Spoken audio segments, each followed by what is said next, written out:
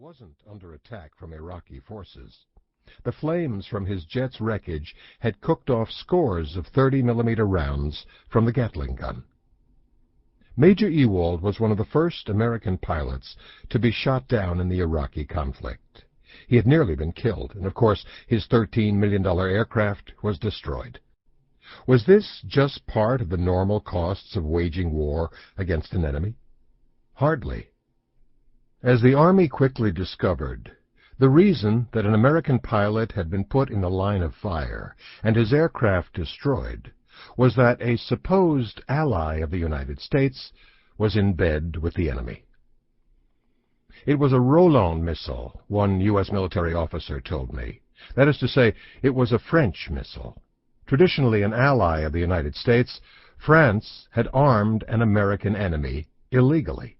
And according to Army intelligence, the French had sold the missile to the Iraqis within the past year.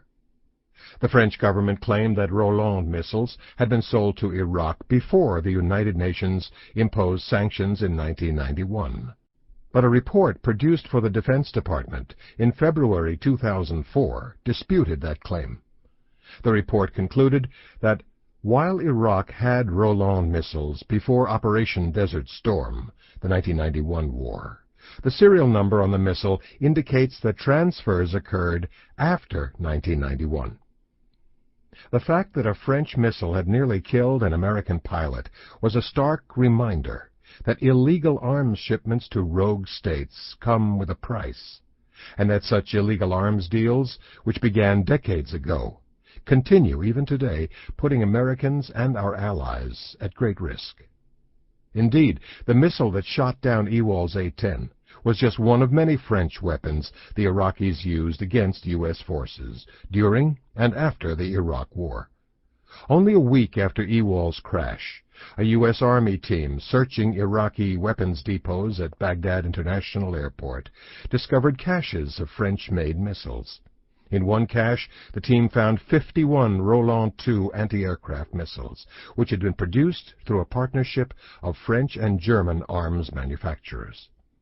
One missile bore the label 05-11 KND 2002, indicating that the batch had been produced just months earlier.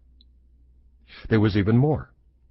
Nearby, Army Lieutenant Greg Holmes, a tactical intelligence officer with the 3rd Infantry Division, found the burned-out metal of what was a Roland III missile launcher, a more advanced version of the anti-aircraft systems.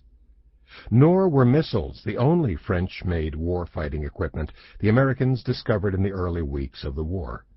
Captured Iraqi military trucks had French radios, and surrendering Iraqi officers were driving French-made pickup trucks. Americans captured numerous RPGs, rocket-propelled grenades, that had French-made night sights. Many of these were dated 2002. In fact, for many months after the United States declared the end of major combat operations in Iraq, Saddam loyalists were using these French-supported RPGs to launch daily attacks on American and coalition troops trying to pacify Iraq. The grenade launchers, which are lethal against Humvees, had killed scores of soldiers by 2004. The discovery of French weapons and equipment disgusted many American soldiers and leaders. France's behavior in the months leading up to the war, particularly when, at the United Nations, it blocked the United States from forcing Saddam to disarm peacefully, as required by sanctions dating to the end of the 1991 Persian Gulf War, led many to question whether America's NATO ally had become Saddam Hussein's friend in the West. Now, with graphic evidence that the French had illegally shipped arms to Iraq, even in the last months before the war broke out, it became clear that France had abandoned its supposed ally, the United States. The Iraq War of 2003 exposed the danger to the United States of allowing rogue states to acquire weapons and military supplies that threaten and kill American troops. But shockingly, France is not the only nation that has placed greed over principle in arming tyrants like Saddam Hussein. Other supposed allies and friends, like Germany, Russia, and China, have been involved in illegal weapons deals. The Germans have worked on their own and in tandem with the French and other arms merchants. Russia and China have been among the worst offenders in arming deadly regimes for the sake of a profit. More European countries have gotten into the illegal arms game as well, including Ukraine and Belarus. Even the United States itself has helped rogue regimes build up their militaries. A Pentagon report on weapons found in Iraq after the Iraq War revealed a staggering amount of armaments, almost all of the weapons foreign-made. The report reached this stark conclusion. Foreign munitions were used against coalition forces during the war and continue to be a potential source of explosives for improvised explosive devices still being used to kill U.S. soldiers. According to the report, 24 nations had supplied armaments to Saddam Hussein. The total amount was between 650,000 tons and 1 million tons. By contrast, the entire U.S. military arsenal is between 1.6 million and 1.8 million tons. The big three arms suppliers were Russia and the Soviet Union, China, and France. Russia had supplied 122 different types of arms, and a total of nearly 13 million items. China had provided 19 different types of arms, and almost 380,000 items. France had supplied 12 different armaments and more than 115,000 items.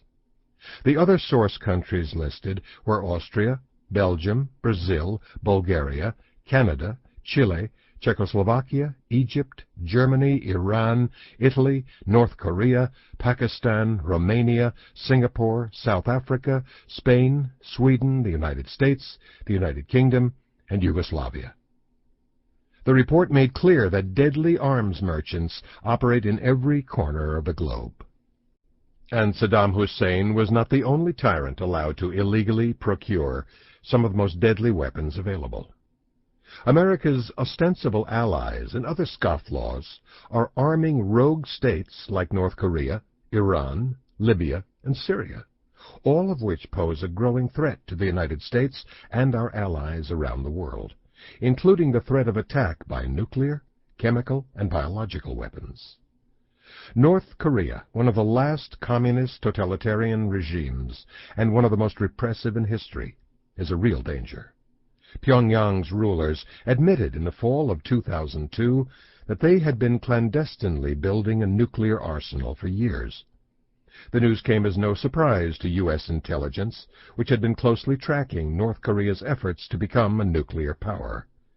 The North Koreans have received substantial help from Germany and France, as well as from China and Pakistan. With the deadly weapons and missiles it is developing, North Korea has said it will turn its enemies into seas of fire. And of course, the North Koreans are not always the receiving end of illegal weapons deals. They have helped other dangerous regimes enhance their weapons programs. Iran, too, has been developing a nuclear weapons program, which is a particularly frightening prospect, given the radical Islamic regime's calculated and widespread anti-American strategy. And with their Shahab-3 missiles, which North Korea helped them develop, the Iranians can target U.S. forces and American friends and allies throughout the Middle East and Southwest Asia.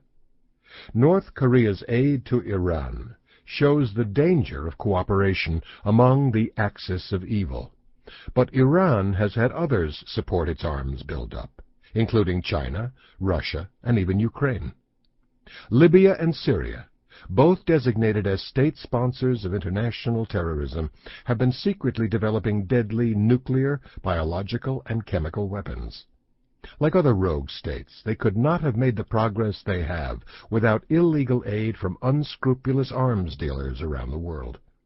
Libya appears to be taking steps to change, but it remains ruled by a dictator with deep past involvement in terrorism. The world has grown only more dangerous, not safer, since the Cold War ended more than a decade ago. Even as the United States prosecutes the war on terrorism, we must keep in mind